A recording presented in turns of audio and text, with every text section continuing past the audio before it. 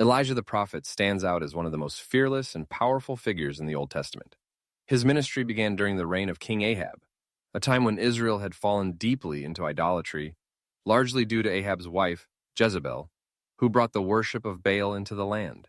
Elijah's first recorded appearance is in 1 Kings 17, where he boldly declares to Ahab that there will be no rain except at his word, a direct challenge to Baal, the so-called god of storms and fertility.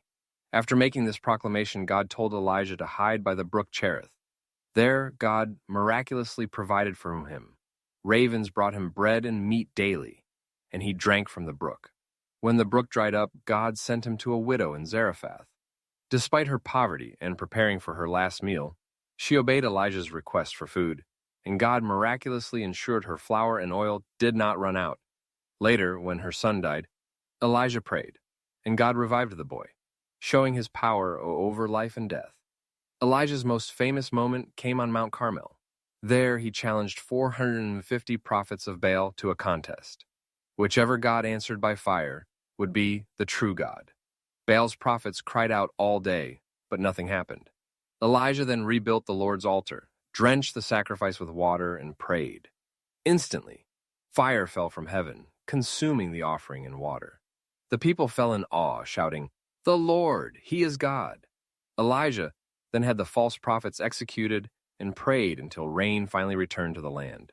Despite this great victory, Elijah soon fled in fear when Jezebel threatened his life. He journeyed into the wilderness, discouraged and alone, asking God to take his life. Instead of rebuking him, God sent an angel to feed him and gave him strength for a 40-day journey to Mount Horeb. There, God revealed himself not in a mighty wind, earthquake, or fire, but in a gentle whisper. This moment taught Elijah that God often works through quiet persistence rather than dramatic displays. God then instructed Elijah to anoint new leaders and to find Elisha as his prophetic successor. Elijah found Elisha plowing a field, threw his cloak over him, and Elisha followed without hesitation. Elijah continued his work, confronting evil and proclaiming truth. Eventually, as he and Elisha walked together, a chariot of fire appeared, and Elijah was taken up to heaven in a whirlwind, never experiencing death. Elijah later appears again in the New Testament during Jesus' transfiguration, standing alongside Moses, representing the prophets and the law. If you enjoyed this video, make sure to like and subscribe